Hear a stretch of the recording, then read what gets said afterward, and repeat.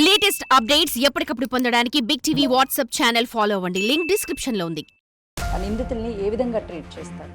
Body కూడా frisking ఉంటుంది, checkup చేస్తారు. ఏమన్నా సినీ నటి ఈ మధ్య కాలంలోనే ఆరోపణలు చేశారు. తను జైలుకి వెళ్ళినటువంటి సమయంలో లోపలికి వెళ్ళేటప్పుడు దుస్తులన్నీ కూడా తీసివేసి తనిఖీలు అనేది సహజం అన్నమాట. జైల్లో ఎవరు ఎంటర్ అయినప్పుడు కూడా విఐపీలు జైలుకి వస్తే వాళ్ళకి స్పెషల్ ట్రీట్ ఏమన్నా చేస్తారంటే ఆనరబుల్ కోర్ట్స్ మాత్రమే వాళ్ళకి స్పెషల్ ట్రీట్మెంట్ కావాలి పర్మిషన్ ఇస్తేనే అప్పుడు జైలు అధికారులు. విఐపీ అని సపరేట్ రూమ్ ఇవ్వడం, బెడ్ని కేటాయించడం, అందరి వాడు విఐపీ కానీ ఆర్డర్ పీపుల్ కానీ ఇద్దరు సమానమే. కిరణ్ బేడి తీసుకొచ్చినటువంటి సంస్కరణలు ఏంటి సార్? అవి ఇంప్లిమెంటేషన్ ఉన్నాయా? కిరణ్ బేడి కంటే సంస్కరణలు మన తెలంగాణలో ఎక్కువ ఉన్నాయి. లైఫ్ ఇంప్రిజన్మెంటే లైఫ్ ఇంప్రిజన్మెంటే. వీళ్ళందరూ కూడా ఒకే రకమైన ట్రీట్మెంట్ ఉంటుంది. జైళ్ళలో మాత్రం అందరు సమానత్వంగా జీవించాలి. మామూలుగా నువ్వు ఇక్కడ చూసిన జైలు అనేది మీరు ప్రత్యేకంగా చూస్తున్నారు. ఓపెన్ జైల్స్ ఏంటి సార్ ఇదంతా? లోపల క్లోజ్ ప్రిజన్స్ ఉంటే మనిషి యొక్క సైకి ఉంది కదా, సైకి అనేది శాటర్ అవుతుంది. వాళ్ళకి మార్నింగ్ మీరు ఏ టైంకి వాళ్ళని నిద్ర లేపుతారు? సన్సెట్ కాగానే వాళ్ళు ఎక్కడికి పోవాలి, లోపలికి వెళ్ళిపోవాలి. సన్షైన్ కాకముందు లేచి కూర్చోవాలి, అంతే. ఇది రూల్. జైలుకు వచ్చినటువంటి నిందితుల్ని జైలు అధికారులు ఏ విధంగా ట్రీట్ చేస్తారు, సామాన్యుల్ని ఎలా ట్రీట్ చేస్తారు, విఐపీలను అయితే ఎలా ట్రీట్ చేస్తారో ప్రస్తుతం తెలుసుకుందాము. మనతో పాటు జైలు శాఖ అధికారిగా పనిచేసినటువంటి రిటైర్డ్ అయినటువంటి ఆకుల నరసింహ సార్ ఉన్నారు. సార్ చెప్పండి సార్, అసలుకి అరెస్ట్ అయ్యి జైలుకు వచ్చినప్పుడు నిందితుల్ని ఏ విధంగా ట్రీట్ చేస్తారు? ఎవరైనా కానీ జైలుకు వచ్చిన తర్వాత ఒక ప్రాసెస్ ఉంటుందమ్మా. అడ్మిషన్ అయిన తర్వాత ఫస్ట్ అతని దగ్గర డబ్బులు ఏమున్నాయి, ఆ డబ్బుల్ని పీపీసీలో పెడతారు, అతని యొక్క ప్రైవేట్ క్యాష్లో పెడతాము. రెండోది బాడీ కూడా ఫ్రిస్కింగ్ ఉంటుంది, చెకప్ చేస్తారు. ఏమైనా ప్రొహిబిటెడ్ ఆర్టికల్స్ ఏమైనా తెచ్చాడా, అంటే నిషిద్ధమైన వస్తువులు ఏమైనా అతను ఏమైనా తెస్తున్నాడా, వాటన్నిటిని పరిశీలించిన తర్వాతనే ఇన్సైడ్ పంపుతారు. అంత ప్రాసెస్ ఉంటుంది అనమాట. సార్, పక్క రాష్ట్రానికి సంబంధించినటువంటి ఒక సినీ నటి ఈ మధ్య కాలంలోనే ఆరోపణలు చేశారు. తను జైలుకి వెళ్ళినటువంటి సమయంలో లోపలికి వెళ్ళేటప్పుడు దుస్తులన్నీ కూడా తీసివేసి తనని తనిఖీలు చేశారు అని చెప్పారు. అది నిజమేనా సార్? తనిఖీలు అనేది సహజం అన్నమాట. జైల్లో ఎవరు ఎంటర్ అయినప్పుడు కూడా వాళ్ళు నిందితులు కావచ్చు, లేకుంటే బయట నుంచి వచ్చిన విజిటర్స్ కూడా కావచ్చు, అదేవిధంగా లోపల ఉన్న ఖైదీలు కూడా ములాఖాతుకు వచ్చి పోతున్నప్పుడు కూడా వాళ్ళు తనిఖీలు అనేది సహజం అన్నమాట. ఇది సహజమే చేస్తారు. ఎందుకంటే నిషిద్ధ వస్తువులు ఏమన్నా వీళ్ళు తీసుకెళ్తున్నారో లోపలికి, వాటిని పరిశీలించడానికి తనిఖీలు చేస్తారు. ఇంకా ఎవరైతే అనుమానాస్పదంగా ఉంటారనుకో, గంజాయి కానీ లేకుంటే సెల్ ఫోన్ వాడేవాళ్ళు కానీ డ్రగ్స్ వాడేవాళ్ళు ఉంటే కొద్దిగా ఎక్కువ నిఘా పెట్టి ఎక్కువ చెక్ చేస్తారు. సార్, విఐపీలకు కానీ సామాన్యుల ఖైదీలకు కానీ ఇలాగే దుస్తులని తొలగించి తనిఖీలు చేస్తారా? దుస్తులని తొలగించడం అనేది దుస్తులను పూర్తిగా తొలగించి చేసేది ఉండదు. కాబట్టి దుస్తుల అవసరాన్ని బట్టి, ఎందుకంటే వారి యొక్క నేర స్వభావాన్ని బట్టి, వారికి ఉన్న హ్యాబిచువల్ అఫెండెన్స్ ఉన్నదనుకో, అటువంటి వాళ్ళకి ఖచ్చితంగా చేస్తామన్నమాట. ఖచ్చితంగా వాళ్ళకు క్షుణ్ణంగా, ఎందుకంటే వారికి స్కానింగ్ చేయాలి, బాడీ మొత్తం స్కానింగ్ చేసి లోపల పంపాల్సిన పరిస్థితి ఏర్పడుతుంది. అందరికీ చేయరు అట్లా. ఎవరికైతే ఈ దుస్తులు తీసి తనిఖీలు చేస్తారంటున్నారో దాని వెనక ఏమైనా కారణాలు ఉంటాయా సార్? అంటే కారణం అంటే ఏముండదు. ఎందుకంటే మామూలుగా జనరల్గా మా యొక్క ప్రిజన్ రూల్స్ అండ్ రెగ్యులేషన్స్ ప్రకారము ఎవరు వచ్చినప్పుడు కూడా వాళ్ళని తనిఖీలు చేయడం సహజం అన్నమాట. బాడీ మొత్తం తనిఖీలు చేస్తారనమాట. ఆ తనిఖీల్లో ఏమన్నా నిషిద్ధ వస్తువులు ఉంటే వాటిని జప్తు చేసుకుంటాము. ఇంకా ఎవరికంటే మీరు అంటున్నారు కదా దుస్తులు అనేది కొంతమందికి, ఇప్పుడు ఉదాహరణకు ఉన్నదనుకో, వాడు ఎక్కడైనా వస్తువులు దాచుకుంటాడు ప్రైవేట్ పార్ట్స్లో కూడా, దానికి సంబంధించిన అక్కడ చెకింగ్ పార్ట్ ఉంటుంది, వాళ్ళని చెక్ చేస్తారు, తప్పేం లేదు. ఏదైనా తప్పు చేసి విఐపీలు జైలుకి వస్తే వాళ్ళకి కోర్టు నుంచి 2 లేదా 3 రోజుల్లో బెయిల్ వస్తుంది అని చెప్పేసి ఉన్నటువంటి ఖైదీలు కూడా ఉంటారు. కాబట్టి సార్, వాళ్ళకి స్పెషల్ ట్రీట్ ఏమన్నా చేస్తారా? అంటే ప్రత్యేక గదులు వాళ్ళకి కల్పించడం కానీ, ప్రత్యేక ఫుడ్ని ఏర్పాటు చేయడం కానీ, అలాంటి ఫెసిలిటీస్ ఏమైనా ఉంటాయి? అటువంటిది ఏముండదండి. అక్కడ జైల్లో 2 రకాలు ఉంటారండి. శిక్ష పడిన ఖైదీలు ఉంటారు, అదేవిధంగా రిమాండ్ ఖైదీలు ఉంటారు. శిక్ష పడిన ఖైదీలకు బ్యారక్స్ వేరే ఉంటాయి, రిమాండ్ ఖైదీలకు బ్యారక్స్ కానీ బ్లాక్స్ కానీ వేరే ఉంటాయి. అందరికీ సమానంగానే ఉంటుంది, అందరికీ సమానం. అట్లా అక్కడ ఏం తేడా ఉంటుంది. ఒకవేళ స్పెషల్ ట్రీట్మెంట్ కావాలంటే ఆనరబుల్ కోర్ట్స్ మాత్రమే వాళ్ళకి స్పెషల్ ట్రీట్మెంట్ కావాలని పర్మిషన్ ఇస్తేనే అప్పుడు జైలు అధికారులు అటువంటి వస్తువులు కలగజేస్తారు. ఇప్పుడు సామాన్యులు నింద ఆరోపణలతో వచ్చినటువంటి వాళ్ళు జైల్లో ఉంటారు సార్.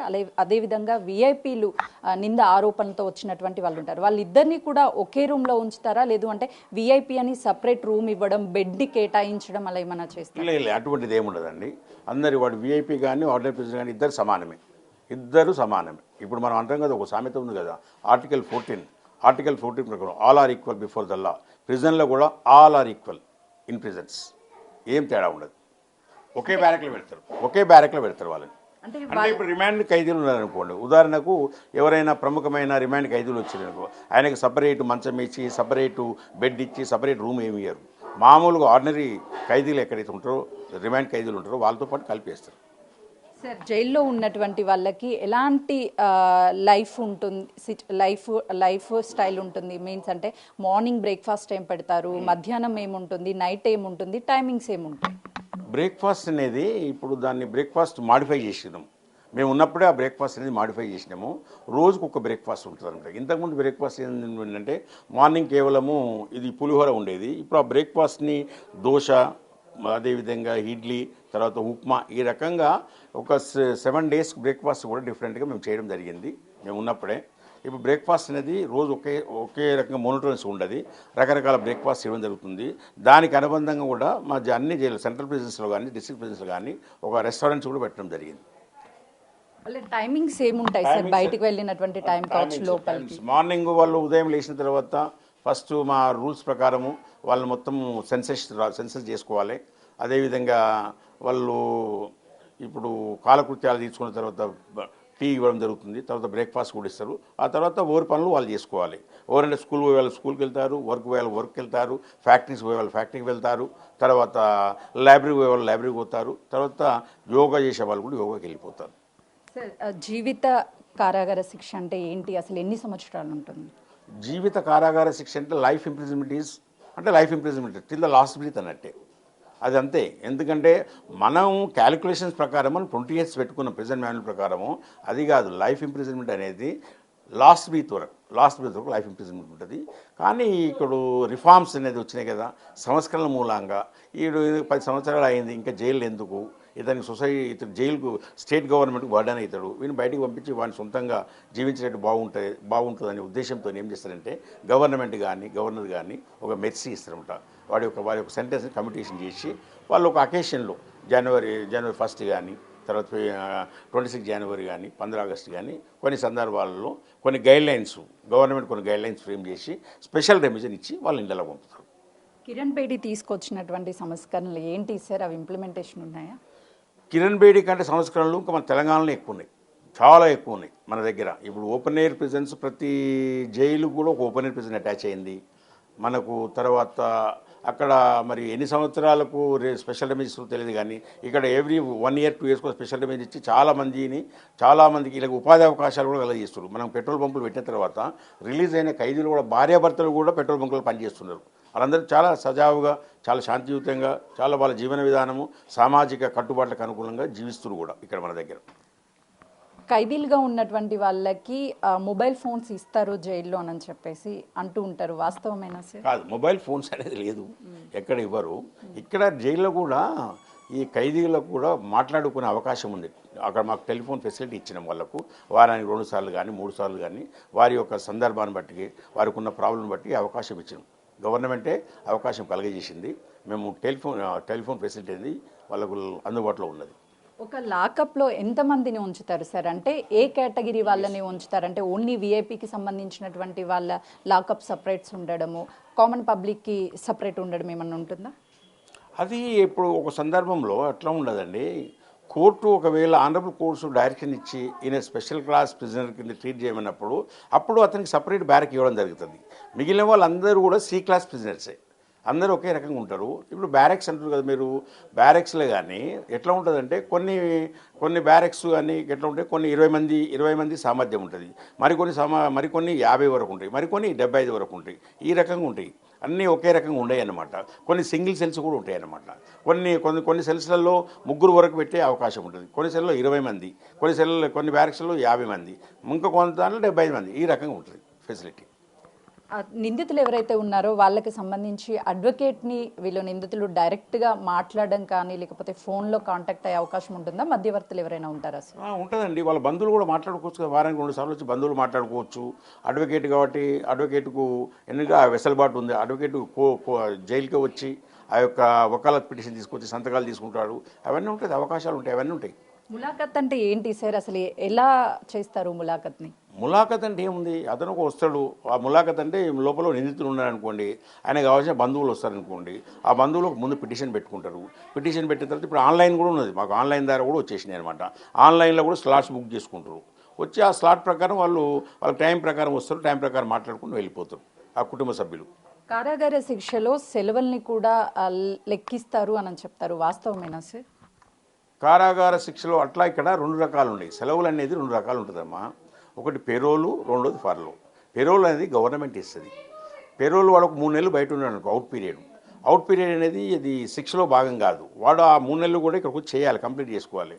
ఇంకో ఎవ్రీ 2 ఇయర్స్కు వాడి ఒక గుడ్ కండక్ట్, గుడ్ బిహేవ్ ఉన్నవానికి ఒక 14 డేస్ ఫర్లో ఇస్తారు. అది అనేది పార్ట్ ఆఫ్ సెంటెన్స్.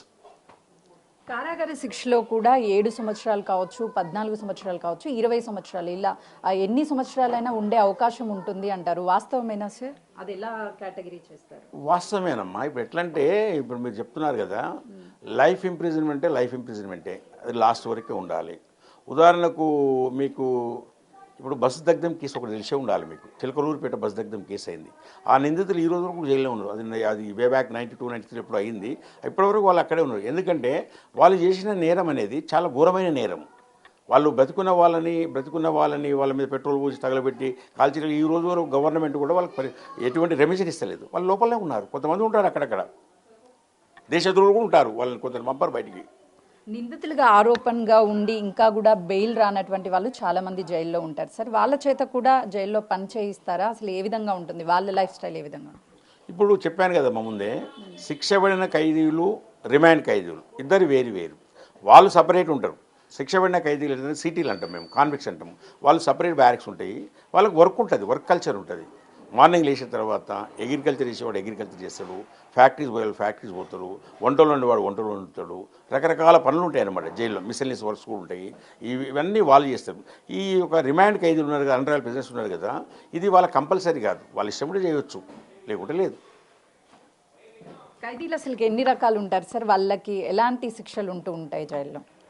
ఖైదీలు అనేది రకాల సిటీలమ్మా. ఒకటేమో శిక్ష పడిన ఖైదీలు. శిక్ష పడిన ఖైదీలలో చాలామంది ఉంటారు. ఉదాహరణకు డిస్ట్రిక్ట్ ప్రిజన్ పోయినామనుకో, 2 సంవత్సరాల వరకు శిక్ష పడిన వాళ్ళు అక్కడ పెడతారు. అదేవిధంగా 2 సంవత్సరాలు దాటిన వాళ్ళందరినీ కూడా తీసుకొచ్చి ఈ ఒక సెంట్రల్ జైల్లో పెడతారు. ఇది ఒక రకం శిక్ష పడిన ఖైదీలు. ఇప్పుడు రిమాండ్ ఖైదీలు అనుకో, రిమాండ్ కొంతమంది వస్తారు, వాళ్ళని జైలు కస్టడీకి వచ్చిన తర్వాత వాళ్ళకు ఎటువంటి ట్రయల్ కూడా జరగదు. కొంతమంది రిమాండ్కి అట్లే ఉండిపోతారు. కొంతమంది అన్ట్రయల్ ప్రిజన్ సెంటర్, వాళ్ళకు రెగ్యులర్ కోర్సు పోతుంటారు. వాళ్ళు అన్ట్రయల్ ప్రిజన్ సెంటర్. ఇట్లా ఈ రకంగా కొంతమంది స్పెషల్ క్లాస్ ప్రిజన్స్ కూడా ఉంటారు ఆ రకంగా. అదేవిధంగా ఫిమేల్ ప్రిజన్స్ ఉంటారు, వాళ్ళు సపరేట్ ఉంటారు. తర్వాత మీరు చెప్పారు కదా, ఇంకొకటి కండెమ్డ్ ప్రిజన్స్ అని ఉంటారు. కండెమ్డ్ అంటే వాళ్ళు ఉరిశిక్ష వేసిన వాళ్ళు ఉంటారు కదా, వాళ్ళని కండెమ్డ్ ప్రిజన్స్, ఆ బ్లాక్స్లో వాళ్ళనే పెడతారు, వేరే వాళ్ళని పెట్టరు ఆ యొక్క సెల్స్లలో.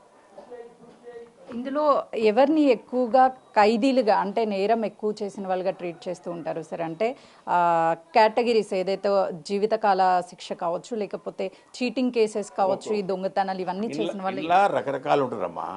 కొంతమంది ప్రిజన్స్ ఏమో హ్యాబిచువల్ అఫెండర్స్, వాళ్ళు రెగ్యులర్గా చేస్తుంటారు. ఎక్కువ వీళ్ళందరూ దేనికి సంబంధించిన వాళ్ళంటే ప్రాపర్టీ అఫెన్సెస్ ఎక్కువ రెగ్యులర్గా చేస్తుంటారు. కొంతమంది ప్రాపర్టీ అఫెన్సెస్లో చీటింగ్ వాళ్ళు కూడా ఉంటారు. రకరకాల చీటింగ్లు చేస్తారనమాట. వీళ్ళు ఒక రకము, ఇది రెండో రకం అనుకుందాం. అయితే ఇంకా కొంతమంది ఎట్లా ఉంటారంటే, వాడికి టైంపాస్ దొంగతనాలు చేసేవాళ్ళు కొంతమంది ఉంటారు. కొంతమంది డెలివరీగా చీటింగ్ చేసేవాళ్ళు కొంతమంది ఉంటారు. ఇన్ని రకాలు ఉన్నప్పటికీ కూడా వీళ్ళందరికీ కూడా ఒకే రకమైన ట్రీట్మెంట్ ఉంటుంది. అంటే చాలా మందికి సార్, అంటే జైల్ లైఫ్ అనగానే కామన్ పబ్లిక్కి, విఐపీలకి సపరేట్ ఉంటుంది.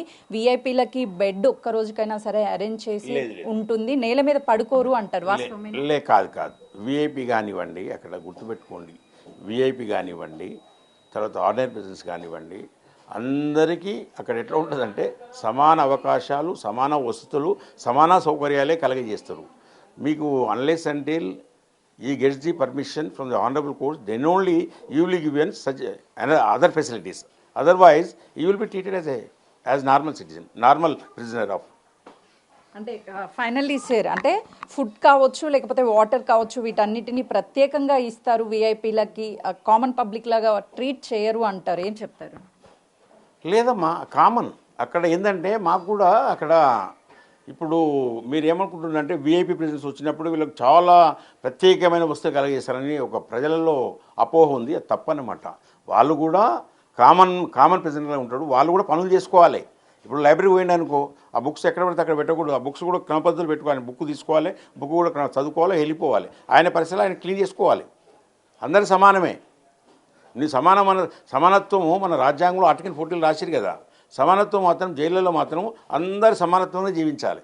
సార్, మీరు దాదాపు చాలా ఇయర్స్ కూడా ఐజీగా పనిచేశారు, జైళ్ళకి చాలా జైల్స్గా చేశారు. మీరు చేసినటువంటి టైంలో ఇలా అంటే వీఐపీస్ వచ్చినప్పుడు స్పెషల్ ట్రీట్ చేయడం అలాంటి సంఘటనలు ఏమైనా జరిగాయి? లేవమ్మా, ఎప్పుడు స్పెషల్గా అంటే ఎప్పుడు జరగలేదు. అటువంటి వచ్చినప్పుడు ఆటోమేటిక్గా సిస్టమ్ ఉంది కదా, గవర్నమెంట్ ఉంటుంది, సిస్టమ్ ఉంటుంది, సిస్టమ్ ప్రకారం రావాల్సిందే.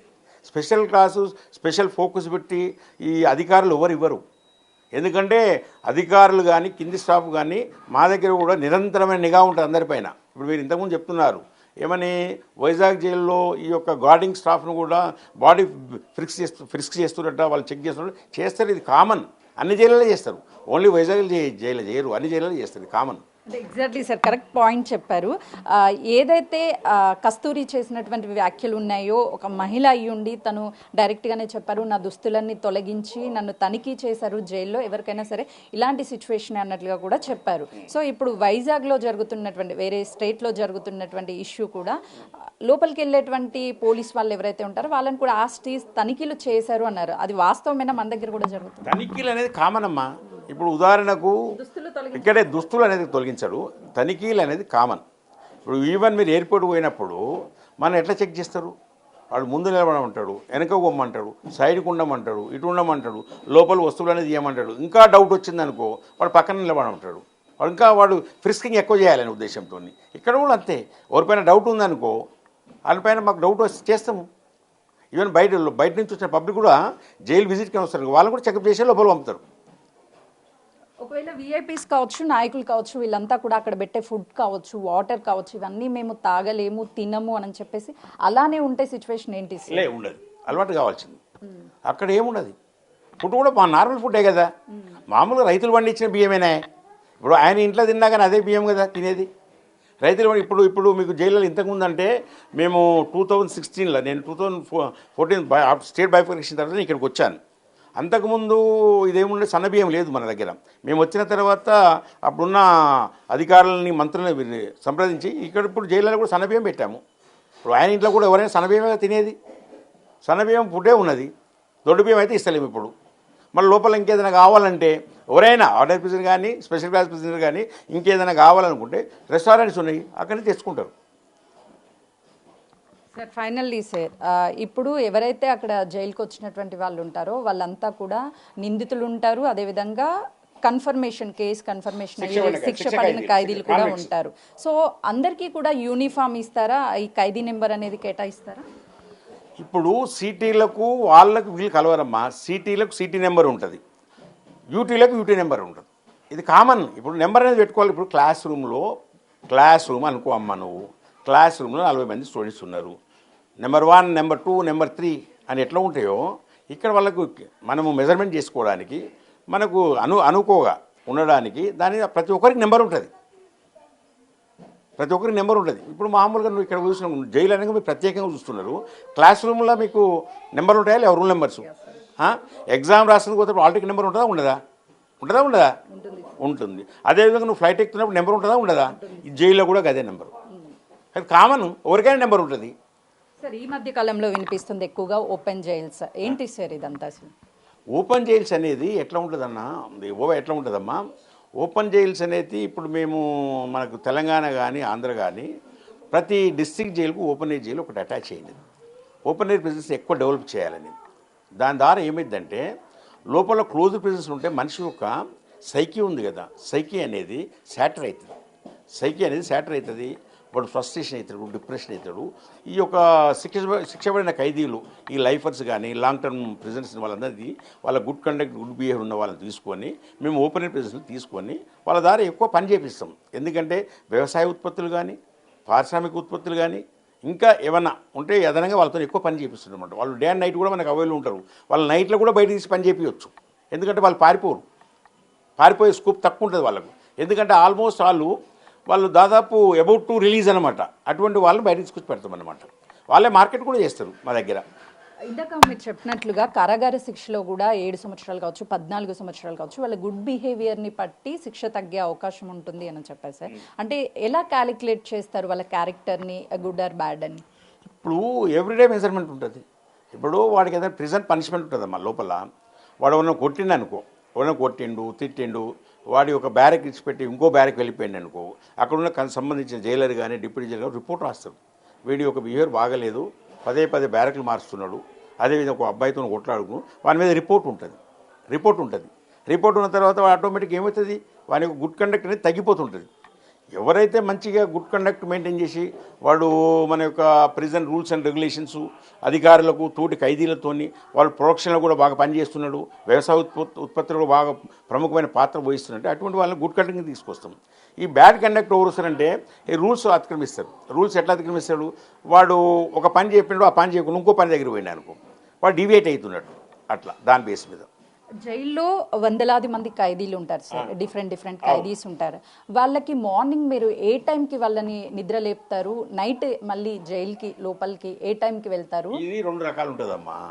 చలికాలము ఇది ఒకటే సూత్రం గుర్తుపెట్టుకో, సన్సెట్ సన్షైన్ ఈ మధ్యనే పనిచేయాలి. సన్సెట్ అండ్ సన్షైన్ అంటే ఇక్కడ ఎట్లా ఉంటుందంటే సన్సెట్ కాగానే వాళ్ళు ఎక్కడికి పోవాలి, లోపలికి వెళ్ళిపోవాలి. సన్షైన్ కాకముందు లేచి కూర్చోవాలి, అంతే. ఇది రూల్. అంటే కొంచెం చలికాలం అయితే ఎట్లయితుంది, కొద్ది లేట్ అవుతుంది. ఎండాకాలం అయితే త్వరగా వస్తాడు కదా సూర్యుడు. అట్లా సన్సెట్ సన్షైన్ ప్రిన్సిపల్. వాళ్ళందరికీ ఫుడ్ పెట్టే టైమింగ్స్ ఏముంటాయి సార్? అసలు మధ్యాహ్నం కావచ్చు, ఈవినింగ్, మార్నింగ్ బ్రేక్ఫాస్ట్ ఏమున్నాయి? ఇప్పుడు మార్నింగ్ ఎట్లా ఉంటుందమ్మా, వాళ్ళు తయారైన తర్వాత టీ వస్తుంది, వాళ్ళకి టీ ఇచ్చేస్తారు. టీ తర్వాత బ్రేక్ఫాస్ట్ ఇస్తారు. బిఫోర్ 8 వరకు బ్రేక్ఫాస్ట్ అవుతుంది. 8:10, 8:20కి బయటకు వెళ్ళిపోతారు. వాళ్ళు బయటకు వెళ్ళిపోయి పనులు చేసుకుంటారు అనమాట. వాళ్ళ బ్యారక్ నుంచి బయటకు వెళ్ళి వాళ్ళు పనులు చేసుకుంటారు. మళ్ళీ మధ్యాహ్నం భోజనం పెట్టి ఉంటుంది. మధ్యాహ్నం అంటే మనకేమో బయటనేమో 1:30, 2కి తింటాం కదా, అక్కడ అట్లా కాదనమాట. 10:30, 11:30 లోపల అయిపోతుంది, కంప్లీట్ అవుతుంది. మళ్ళీ బయటికి పనులకి వెళ్ళిపోవాలి. తర్వాత వస్తారు. తర్వాత వచ్చిన తర్వాత 4 o'clock వచ్చిన తర్వాత 3:30, 4 మధ్యలో వస్తారు.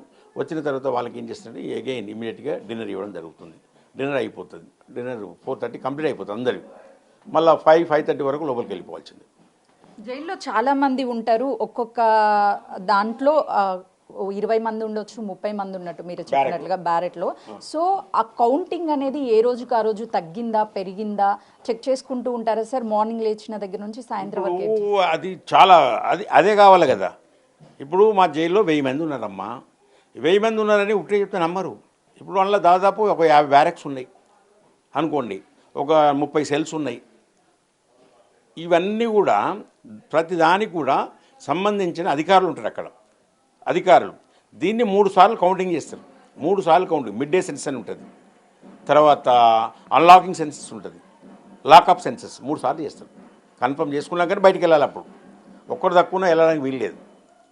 సార్ ఫైనల్ క్వశ్చన్, ఒక విలేజ్లో మారుమూల ప్రాంతంలో ఒక వ్యక్తి చావుకి ఇండైరెక్ట్గా కారణమైనటువంటి వ్యక్తి, ఒక విఐపి ఇండైరెక్ట్గా మరొక వ్యక్తికి చావుకి కారణమైనటువంటి వ్యక్తి, ఇద్దరికి కూడా శిక్షలు కావచ్చు, లేకపోతే జైల్లో ట్రీట్ కావచ్చు, ఒకేలా ఉంటుందా? లేదు అని అంటే వీళ్ళకి ఏమన్నా విఐపీల కామన్ పబ్లిక్ అని మళ్ళీ సపరేట్ ఉంటుందా? ఇక్కడ ఉండదమ్మా.